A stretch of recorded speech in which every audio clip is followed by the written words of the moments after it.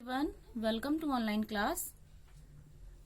आज हम आपको क्लास 8th का चैप्टर 4 ये एक्सप्लेन करने जा रहे हैं, जिसका कुछ पार्ट हो चुका था और इसमें बताया गया था कि एक पढ़ा लिखा व्यक्ति है जो खेती करने के लिए गांव में आता है शहर से, और उसके चाचा उसे खेत का एड्रेस बताते हैं कि खेत गांव के दक्षिण की ओर रमेसर के बाग के आगे से गलियारा जाता है।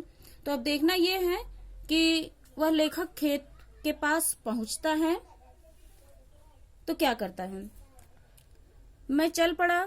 कुआर का महीना था, आसमान पर हल्के हल्के बादल थे। ताड़ और खजूर के पेड़ हिल हिल कर एक दूसरे के गले मिल रहे थे। सब कुछ सिनेमा जैसा लग रहा था। तभी आगे एक कुआं दिख पड़ा। सिनेमा में हीरोइन कुएं पर पानी भरती हैं और हीरो खेत की ओर जाते हैं।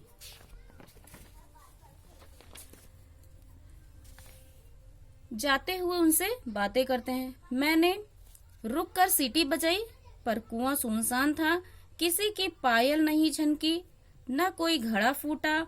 इस तरह पूरा रास्ता कट गया। न खेतों में आंख मिचौनी का दृश्य दिख पड़ा, न हीरो ने कोरस गाए। मुझे देहात से बड़ी निराशा हुई। मैं चुपचाप अपने रास्ते पर चलता गया। अब मैं ऐसी जगह पहुंचा जहां मेरे खेत होने चाहिए थे। चाचा ने बताया था कि वहीं गन्ने का खेत है और वहीं बाजरा खड़ा है। मैं गन्ने के बारे में ज्यादा नहीं जानता था, इसलिए बाजरे का सहारा लेना पड़ा। एक मेड़ पर एक अधेड़ किसान खड़ा हुआ था। उसके पास जाकर अपना गाना बंद करते हुए मैंने पूछा, आपका नाम बाजरा तो नहीं है? किसान ने मेरी ओर घूर कर देखा और घबराहट के साथ पूछा, आप क्या पूछ रहे हैं? मेरा नाम तो रामचरण है। मैंने रामचरण के कंधे पर हाथ रखकर मित्रता के भाव से कहा, तो भाई रामचरण, मुझे बताओ यह बाजरा कौन है? कहाँ रहता है? वह खड़ा कहाँ है? इसे क्यों खड़ा किया गया है? बच्चों, क्योंकि लेखक को नहीं पता था कि बाजरा किसी फसल का नाम है। मेरी बात सुनते ही रामचरण जोर से हंसने लगा। आसपास काम करते हुए किसानों को पुकार कर उसने कहा, यह देखो, ये भैया तो बाजरा को आदमी समझ रहे हैं। 2-3 किसान हंसते हुए वहां आ गए। मैं समझ गया कि मुझसे चूक हो गई है, इसलिए बात पलटते हुए मैंने कहा, ओ, मैं तो हंसी कर रहा था। दरअसल मैं तो बाजरे के पेड़ की छाह ढूंढ रहा था। उसी पेड़ के पास मेरे चचा का खेत है। इस बार वे कुछ किसान कुछ और जोर से हंसे। मुझे भी झेप सी लगी, पर मैंने हंसकर बात को टाल दिया।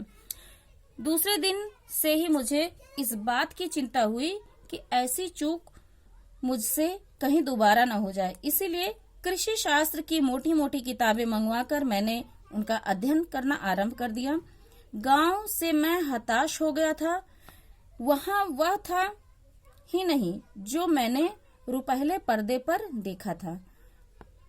फिर भी मैं अध्ययन करता रहा और अध्ययन करते करते मैं इस नतीजे पर पहुंचा कि आदर्श खेती गांव में हो ही नहीं सकती, वह शहर में ही हो सकती है। इस प्रकार यह सब हुआ। मुझे बीज और खाद खरीदने के लिए बीज गोदाम जाना पड़ा। बीज गोदाम के कर्मचारी शहर गए हुए थे, इसीलिए मैं वहां चला गया। दूसरे दिन मुझे अपने खेतों में अच्छे हलों से जुताई करानी थी। अच्छे हल शहर में मिलते हैं, इसीलिए मैं फिर शहर पहुंचा। तीसरे दिन मुझे नहर में एक नया पाइप लगाने की जरूरत जान पड़ी। उसके लिए बड़े इंजीनियर का हुक्म लेना पड़ता है। वे शहर में रहते हैं, इसीलिए मैं फिर शहर गया। चौथे दिन कीटनाशक दवाइयां खरीदने के लिए मुझे शहर का चक्कर लगाना पड़ा। फिर मुझे कृषि विभाग के एक कर्मचारी की शिकायत करने के लिए शहर जाना पड़ा। इसीलिए एक दिन मैंने कृषि शास्त्र की सब किताबें एक बैग में बंद की और अपनी कार्डराय की पतलून और रंग बिरंगी छापेदार बुशर्ट पहनी, फेल्ट कैप लगाई और चचा से कहा, देखिए, यह खेती का काम ऐसा है कि बिना शहर गए इसे साधना कठिन है, इसीलिए मैं शहर जा रहा हूँ। वहीं रहूंगा और वहीं से वैज्ञानिक ढंग से खेती करूंगा। चाचा ने प्रसन्नता पूर्वक हंसकर कहा, जैसे खूंटे से छूटी हुई घोड़ी भूसे के ढेर पर मुंह मारती है, जैसे धूप में बंधी हुई भैंस तालाब की ओर दौड़ती है, वैसे ही तुम्हारा शहर की ओर जाना बड़ा स्वाभाविक और उचित है। मैं आदमी पहचानने में कभी चूक नहीं करता, पर तुम्हें पहचानने में ही मुझसे पहली चूक हुई। जाओ शहर में ही रहकर खेती करो।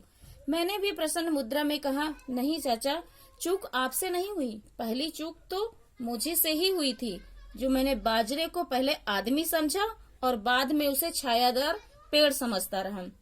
पर कोई बात नहीं, अब मैं शहर में रहकर बाजरे के विषय में अपनी रिसर्च करूंगा और बताऊंगा कि किस खाद के प्रयोग से बाजरे की लताओं में मीठे और बड़े बड़े फल लाए जा सकते हैं। इस प्रकार हम दोनों ने प्रसन्नता पूर्वक एक दूसरे से विदा ली।